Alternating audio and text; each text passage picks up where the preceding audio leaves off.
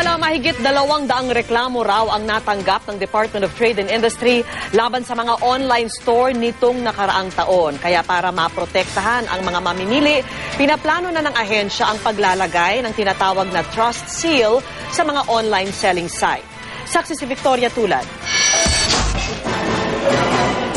Hindi na lang mga social networks ang patok ngayon sa mga Pilipino. Pati online shopping, nauuso na rin. Katunayan, kinumpleto na kamakailan ng dating sikat na social networking site na Multiply ang conversion nito sa pagiging online shopping site, kung saan ang mga miyembro pwedeng magbenta at bumili ng iba't ibang produkto.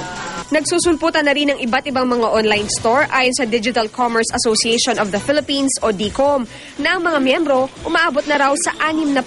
Ang Vice President ng grupo na si Frederick Levy, CEO rin ng isang online store na may 30,000 transaksyon kada buwan. All the items pass through us, so we control the quality. We pay the merchant only when the deal have been redeemed.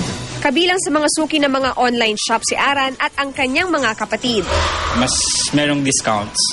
So, pwede ako bumili ng mga 6, 7. Mas convenient siya. Dahil na rin sa pagdami ng mga online shopper, mahigpit ng binabantayan ng Department of Trade and Industry ang mga online shop. Nitong nakaraang taon lang, mahigit 200 reklamo ang kanilang natanggap kaugnay ng mga ito. Kadalasang problema is nagbayad na sila, hindi naman nila nakuha yung serbisyo.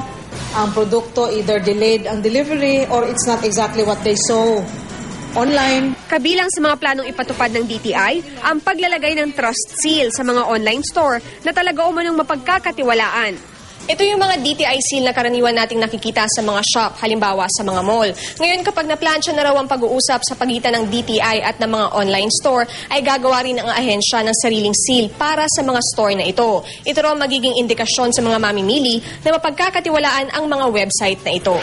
Pananagutin din ng mga manlolokong online shop sa tulong ng Bureau of Internal Revenue at lokal na pamahalaan.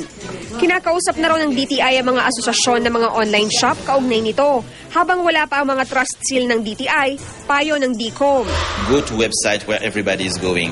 If a deal is too good, it's not a good deal. Something weird. Ako si Victoria Tulad, ang inyong saksi.